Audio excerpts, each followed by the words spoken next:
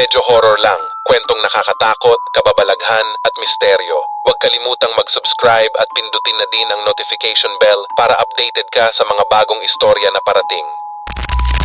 It all started way back 2011. You were a stranger to me back then. Isa ka lang tambay sa tindahan na pinapaloadan ko noon. One time, I received a text from an unknown number. I asked who it was, only to realize it was you who asked for my number sa tinderang pinapaloadan ko. Inis na inis ako sa'yo noon kasi maya't maya ka tatawag at nagte-text. Nangungulit na gusto mo akong maging kaibigan. Hanggang isang araw, nagulat na lang ako habang nanonood ako ng TV. Nakita ko yung mukha mo sa harapan ko. Sobrang lapit. Gulat na gulat ako at sumigaw ng "Trespasser!" Tawa ka ng tawa kasi sinabi mo pala sa tito ko na boyfriend kita kaya ka nakapasok. Kapal din ng mukha mo no? Simula noon, lagi na tayong magkasama. Sinusundo mo ako galing sa school sa Maynila, Intramuros. Bahala na kayong manghula kung saan yun. Ang nakakatawa pa dito, hindi ka nagbabas. Nagtataksi ka mula Las Piñas hanggang Loton. Ang nakakainis, hindi ka marunong mag-commute at tumanggap ng sukli. Pakar ka, beb, ang gastos mo. Hanggang sa nakilala ka nila mama, papa, ate at lola. 2012 yun. Lagi kang tambay sa bahay na ultimo ate ko na suyo mo na kahit sobrang tari niya. Hindi ko ma-explain kung paano mo nakuha yung loob ng pamilya ko. Akala ko nga noon ginayuma mo sila sa pamamagitan ng pasalubong mong pizza, Jollibee, McDo, KFC, etc. Palagi tayong nagro-road trip sa Tagaytay tuwing wala akong pasok. Kakatukan na lang sa bahay. Matik nakakalad ka rin muna ako sa sasakyan mo para pumahe kahit 3:00 pa ng madaling araw yun. Hindi ako legal na gumala ng ganong oras. Pero since alam nila mama na ikaw ang kasama ko, kulang na lang ipagtulakan akong sumama sa'yo. Grabe ka talaga. Gwapo mo no? Gwapo ka naman kasi talaga.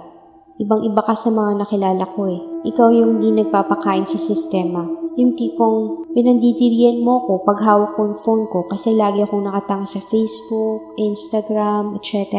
Ikaw lang talaga yung kakilala kong walang Facebook o kahit anong social media accounts. Paano? Patay na patay ka sa paglalaro ng consoles. PS3, PSP, Xbox, Wii, leche. Pati ako dinamay mo sa kaadikan mo na halos dumadating sa puntong hindi na tayo natutulog para lang matapos yung Left 4 Dead.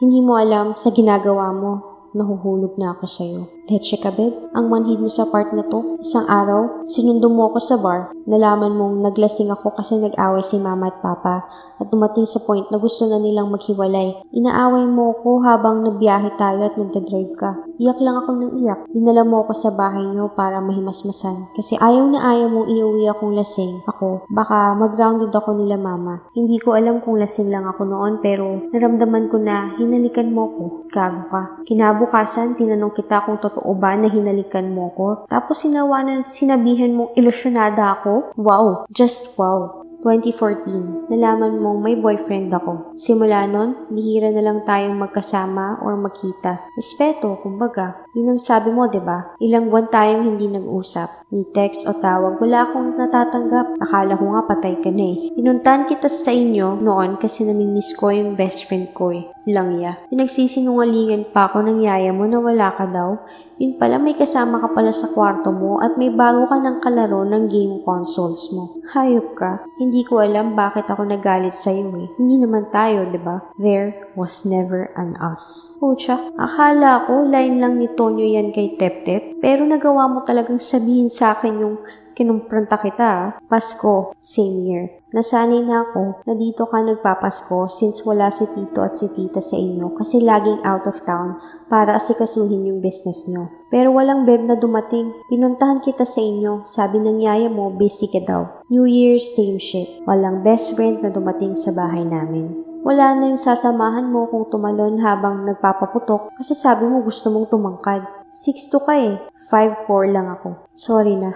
Graduate ako 2015. Wala pa din akong best friend na nakita. Congratulations via text, wala din akong natanggap. Sobrang galit ko na sa'yo, sumugod na ako sa bahay niyo. Only to realize, sumunod ka na pala sa pamilya mo sa Canada. Langya ka. Iniwan mo talaga ako nang wala man lang pasabi. My life has been shitty ever since you left. Nagsimula nang mag-crumble yung relationship namin ng boyfriend ko simula nung graduate kami. I asked for your number kahit international number yon. Tinext pa din kita kasi sobrang desperado na akong makausap ka. Miss na kita eh. Nagulat na lang ako one time tumawag ka. Sinabi mo na nakita mo yung childhood friend na naiwan mo dyan sa Canada. Lagi na kayong lumalabas at nagplatano ka na din na yayain siyang pakasalan. What the hell, babe? Kakakilala lang ulit, kasal na agad. Crazy mo ha. Pero wala eh. After 3 months, tumawag ka ulit para sabihin kinasal na nga kayo. Yun pala, matagal na kayong pinagkasundo ng parents niyo. Noon pa.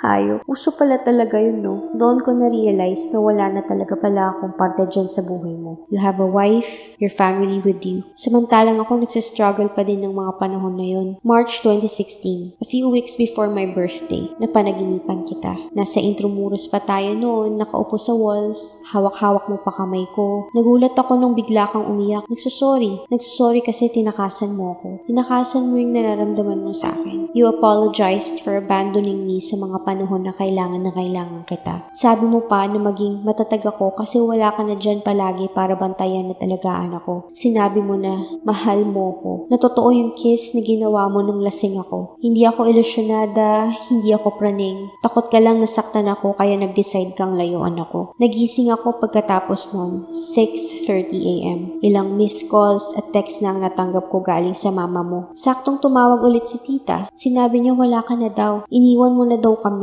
Nagulantang ako. Hindi ako makahinga. Hindi ko alam ang gagawin ko. Saktong pumasok si mama sa kwarto, nakitang nakatulala ako habang kausap ko mama mo. Doon lang nag-sink in sa akin yung sinabi ni tita. What the hell, babe? Drug overdose? Pep? They saw your suicide note. Doon nakalagay lahat-lahat. Matagal ka nang nag-suffer from depression. Simula nang dalhin ka nila tita sa Pinas. You've been experiencing panic attacks na hindi man lang namin alam. Ang galing mong magkunwaring okay ka, Beb. Hindi ko alam na depressed ka pala. You've been suicidal since umuwi ka sa Canada. Natakot na din sa'yo yung asawa mo kasi di mo na sila kinakausap. You decided to end your misery without us knowing the cause of it. Hindi ko alam gagawin ko nung narinig ko kay tita yon. I read all the text messages I received last night only to find one of your text messages. See you in my dreams, Pep. Nanlamig ako sa nabasa ko. I didn't know what happened next. Sinabi nila mama, I passed out after matanggap yung text message na yon.